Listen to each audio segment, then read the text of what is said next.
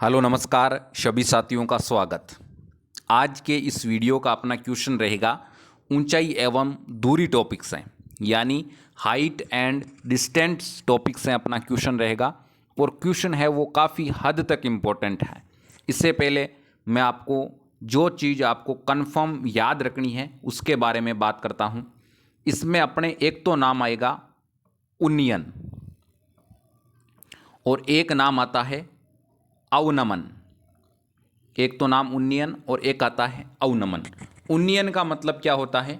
जिस स्थान से ऊपर की ओर देखा जाए, यानी ऊ का मतलब ऊपर की ओर।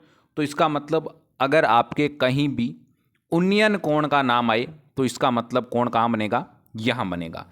और अगर जहाँ कहीं भी आपके अवनमन का नाम आए ना तो इसका मतलब कोण कहाँ बनेगा?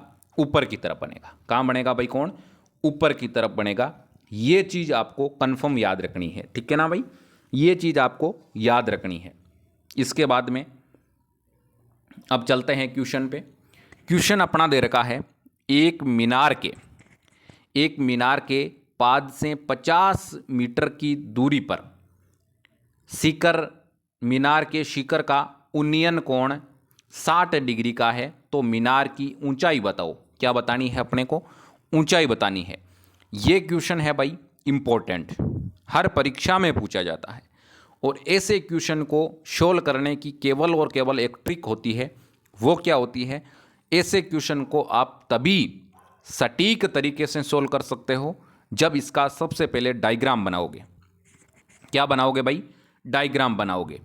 सबसे पहले क्या कहा जा रहा है? एक मीनार के पाद से 50 मीटर कितनी दूरी है भाई? ये लो 50 मीटर की दूरी है, ठीक है। यहाँ लिख दिया मैंने 50 मीटर। इसके बाद में दूरी पर मीनार के शिखर का यानी आपके मीनार के शिखर का कौन सा कोण दे रखा है भाई?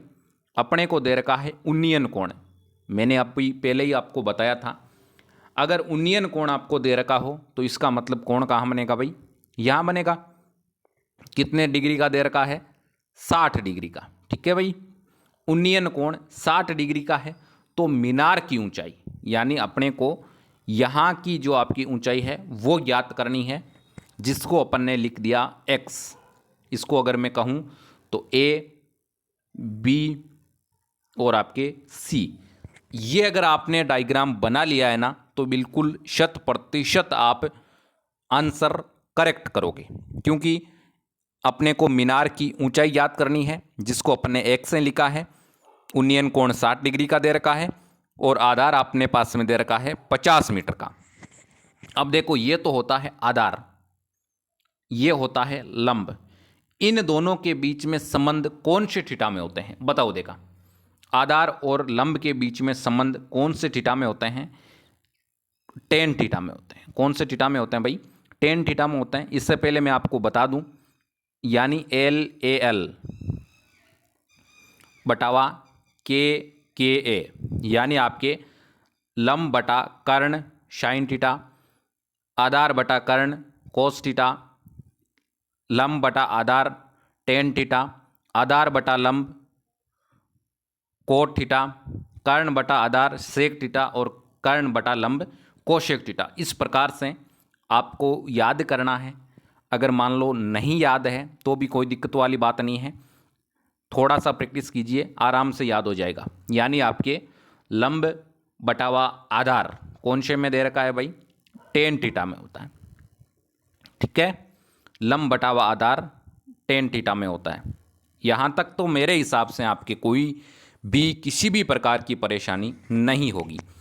तो अब अपने पास में थीटा का मान कितना दे रखा है भाई? थीटा का मान दे रखा है 60 डिग्री का। और अपने पास में आधार क्या दे रखा है? आधार अपने पास में दे रखा है 50 मीटर। कितने मीटर दे रखा है भाई? 50 मीटर दे रखा है। तो अब आपको क्या करना है? टेन 60, यानी टेन 60 का मान क्या होता है? टेन 60 का मान होता है √3। क्या होता है भाई? ये अपने को अगर ट्रिग्नोमेट्री सारणी नहीं आती है ना, पहले सारणी सीखनी पड़ेगी।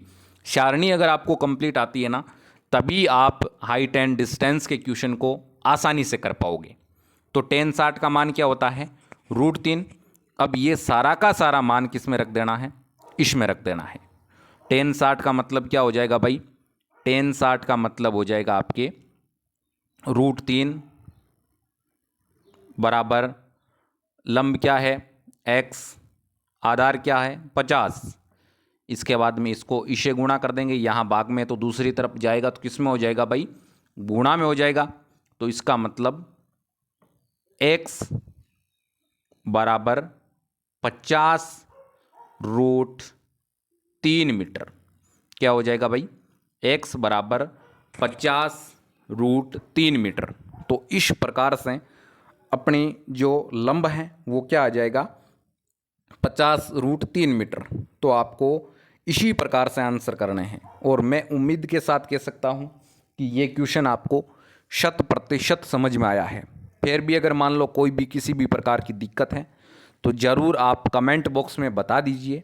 और आपको इसी प्रकार से हर रोज़ इम्पोर्टेंट क्वेश्चन की आवश्यकता है, अपनी प्रैक्टिस करना चाहते हो तो ज़रूर हमारे साथ जुड़े रहें, चैनल को सब्सक्राइब करें और अपने फ्रेंड्स के साथ ज़्यादा से ज़्यादा संख्या में शेयर करें।